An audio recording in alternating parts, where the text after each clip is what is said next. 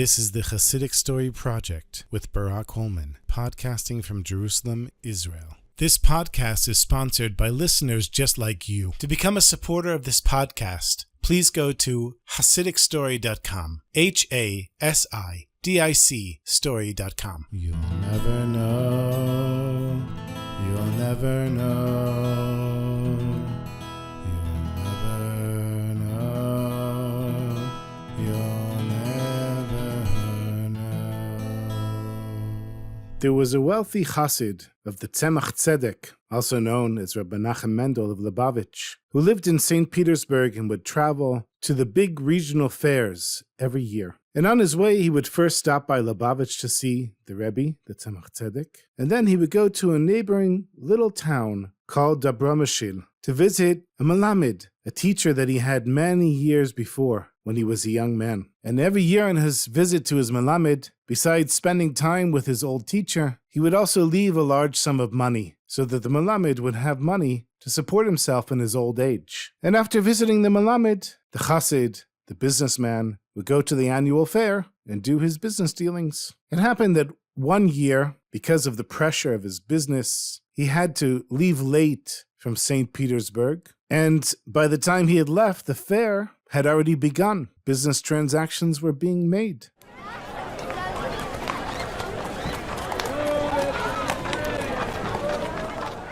But it was his custom every year to go to Lubavitch and visit the Tzemach Tzedek, and even though he was late for the fair, he certainly wasn't going to give up on his chance to visit the Rebbe. And he thought to himself, well, I'm going to go to the Rebbe and I'm going to go to the fair, but maybe the Melamed, I can see him another time. And so when the Chassid reached Lubavitch and met with the Tzemach Tzedek, he asked the Rebbe, what does the Rebbe think he should do? Should he go straight to the fair, or should he go to the Melamed like he does every year, and then to the fair? And he said to the Rebbe, and of course you understand that I'm running very late, and I might miss out on all the really good deals at the fair. So the Tzemach Tzedek thought for a second, and then he said to the Chassid, since it is a long-standing custom that you visit the Melamed every year, I suggest that you not change it. Meaning that the Chassid would go to the Melamed and then to the fair. And so being a Chassid, of course if the Rebbe says to go, he gets on his horses and he goes.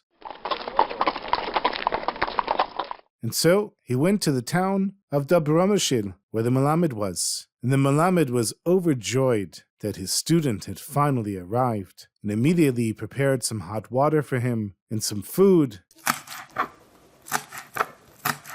because the Melamed had been waiting a long time for the yearly visit from his student. And the Chassid, he said to the Melamed, I'm in a rush, I'm running late, the fair already started, I already went to the Tzemach Tzedek, so I'm not going to stay here for so long. You don't have to make any food for me, you don't have to go out of your way or anything like that, I just came for a short visit. He said, here's the money that I leave you every year, and it's great to see you. And the Melamed said, it's time to daven mincha, and the sun is setting, so why don't we daven mincha? And so they daven mincha.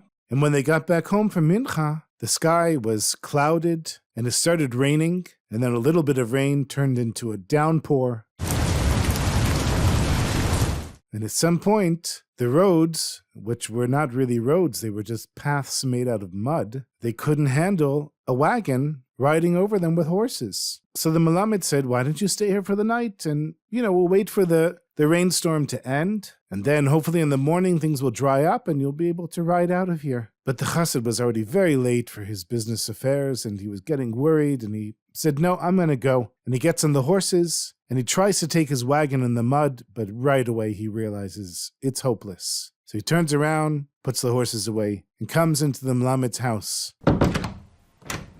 Said, all right, I see I don't have a choice. And he said, and the truth is I have a little bit of a headache. And so he ate something small, drank a little bit of tea, and laid down for the night. And when he woke up in the morning, he realized that he had a very high fever and that he was actually very sick. The only problem was, in this little town, there was no doctor because there weren't enough people there. So quickly, the Melamed sent for a doctor to come from a nearby town. And the Chassid told the Melamed to send a telegram to the Rebbe asking that he daven for a refuah shlema, for a full recovery, and a telegram to his family in St. Petersburg explaining what's going on, and that maybe his wife or some of his kids could come and help him recover, help take care of him. And so he laid there in the bed of the Melamed who happily took care of his young student. And this went on for 8 long weeks. For 2 months, the Chassid was in the Melamed's house. Doctors coming, family members coming, word from the Rebbe coming, of course that the Rebbe was davening for him. And after 8 weeks, of course the fair was over, but he was healthy again. It turned out that he had typhus. And typhus was enough to kill somebody. And there weren't the medications that we have today, so it was really a matter of life and death. But somehow, he pulled through. So after 8 weeks, he was finally healthy enough to make it back to Lubavitch, to the Rebbe, to the Tzemach Tzedek. And as soon as he arrived, he went to the Rebbe, and he said, Rebbe, I don't understand. You sent me to my Melamed, and I missed the fair, and I got sick, and I was sick for 2 months, and I could have died. Had you not told me to go to the Melamed,